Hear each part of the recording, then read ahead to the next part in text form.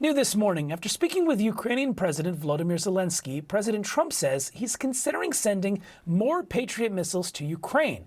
Trump characterized the call as, quote, very good. Yesterday, Kyiv endured the biggest attack since Russia invaded Ukraine more than 3 years ago. The attacks happened hours after Putin and Trump spoke by phone. Trump said he was very unhappy with his conversation with Putin. Now, Russia has been stepping up its attacks on Ukraine, pounding Kyiv with a record number of drone strikes. And now officials in Kyiv say there's some evidence some of those drones were made in China. CNN's chief international security correspondent, Nick Paton-Walsh, has more. Hear the buzz, and all you can do is wait. Kiev has seen this almost every night for months. But there was something about Thursday night's ferocity that seemed new and unchecked, even underground. No sleep is the norm, huddling in basements too. If you're not so immune to the sirens, you turn over in bed when you hear them. Hearing Russia broke another record of drones fired has also happened a lot this past month. What was different was the possibility the capital's air defences behind interceptions like these might be in trouble. Gunners try to pick off drones, but the American supply of Patriots that take down Russian ballistic missiles is, at best, in doubt. Leaving nights here longer and louder, and solace something you find in the subway. A record assault that came moments after Presidents Trump and Putin spoke. That too did not go well. I'm very disappointed with the conversation I had today with President Putin, because I don't think he's there. I don't think he's there. And I'm very disappointed. Well, it's not, I'm just saying, I don't think he's looking to stop. And that's too bad. Among the smouldering remains of civilian worlds terrorized, Ukraine's foreign minister claimed fragments of a Goran 2 combat drone were found, made in China. The growing global footprint of a war where Kiev's daylight is darkened still by the smoke of the night before, and where the damage done is measured in intimate personal loss. Hear what that feels like for those whose broken homes lie in pieces around them. Сьогоднішня атака – це сама страшніша для нас атака за ці 3,5 роки, скільки взагалі вже ця війна. Не пишуть друге, пишуть взагалі, що він пустить по 700, по 800 шахедів. Ви вибачте, але не ми, не наше ППО, воно просто не витримує. Сьогодні це все. Дрони летіли, ви знаєте, не наче рой бджіл випустили, і вони оце летять. Це таке жахіття було, це дуже велике жахіття. Хай там всі американці знають, як ми тут живемо, мучимося. Це дуже страшно. Коли люди залишаються без нічого, це дуже страшно. Але ж маленькі дітки, оце зараз нема ні газу, нема, допустимо, ні світла. Ми на Америку практично вже ніякої надії не маємо. Це у нас тільки є надія на наших.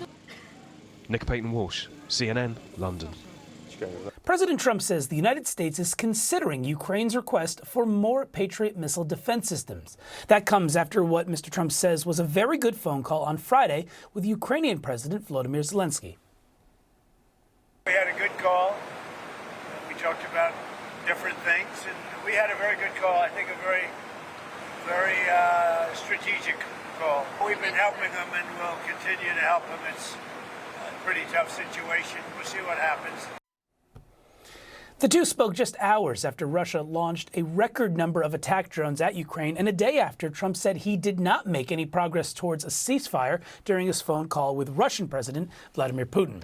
Joining me now to discuss, CNN military analyst and retired Colonel Cedric Leighton. Thank you so much, Colonel, for joining us on this holiday weekend morning. But let's get into this.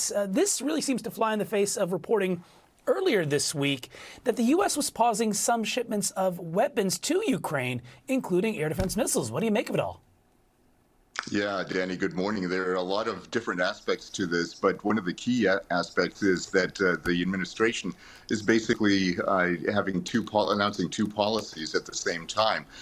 One of the issues here is that the Department of Defense, as you mentioned, has stopped at least temporarily, shipments of weapons to Ukraine, weapons and munitions. That, of course, is a real problem for the Ukrainians because they are dependent on U.S. munitions, especially munitions for the Patriot batteries, which are exactly what's needed for the air defense and missile defense of populated areas in Ukraine. So, of course, we saw within the last few nights the massive Russian air and missile attacks against major Ukrainian cities. And it really shows that these air and missile defenses are critical for the Ukrainian defense effort.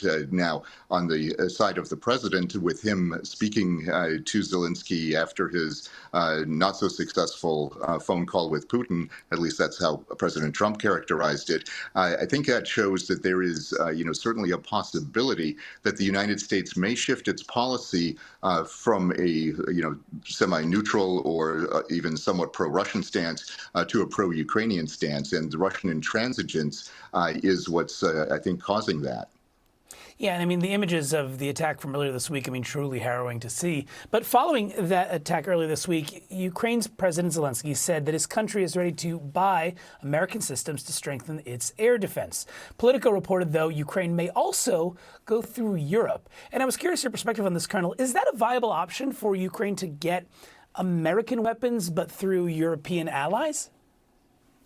Yeah, it's a little bit of a unique situation, Danny, because if the weapon is of U.S. origin, U.S. manufacture, it still needs to be, the sale still needs to be approved by the U.S. But yes, financially, it's possible for them to, in essence, go through a third party, in this case, the Europeans. Politically, it probably makes sense to do that if they can, clear that last hurdle of U.S. approval. So it can be done. It should be done. Basically, all the things that the Ukrainians need are going to be, critical to get to the front lines. And I think in this particular case, they're going to have to, find innovative solutions to get from A to B, so to speak. Right. Logistics, I imagine, play a big role in that as well. President Trump seems to be getting, though, more and more frustrated with Russian President Vladimir Putin, as you alluded to. Let's take a listen to what he said about this earlier. I told you I was very unhappy with my call with President Putin. And it just seems like he wants to go all the way and just keep killing people. No good. It's not good. I wasn't happy with it. It's interesting, Colonel, because this is kind of the message that Ukraine has trying to tell President Trump for quite a long time, right? Oh, yeah, absolutely. Really, since the beginning of the war, they've been trying to tell all American presidents, both President Biden and President Trump, the same basic thing. At the end, Biden listened to that message, more or less, and Trump has had basically a predilection for, I think, President Putin's regime in Russia. And in this particular case, he's getting a dose of reality that the Russians are the aggressors in this case. They started this war. And if it weren't for that aggression, the Ukrainians wouldn't have to be fighting like this. Yeah, I'm thinking back to that picture of President Zelensky with President Trump at the Vatican a little bit more closely now. Just one last quick thing, Colonel, if that's all right. President Trump said he's optimistic about a ceasefire deal in Gaza. What's your take on this? Do you think that this might be close to reality? It could be. I think one of the things that we're seeing is that the efforts by the administration may have paid off in this particular case. Hamas has come out saying that they basically accept the tenets of a ceasefire proposal. Now, we've been here before, so I would urge a little bit of caution, when it comes to, this kind of assessment. So it's possible things could go south, so to speak, in a very quick way. But I think the prospects are good that there'll be some kind of ceasefire very soon in Gaza. At least that's what it looks like right now. Wow, incredible, and so many moving parts overseas. Colonel Cedric Leighton, thank you so much, as always, for your insight. You bet, Danny, anytime.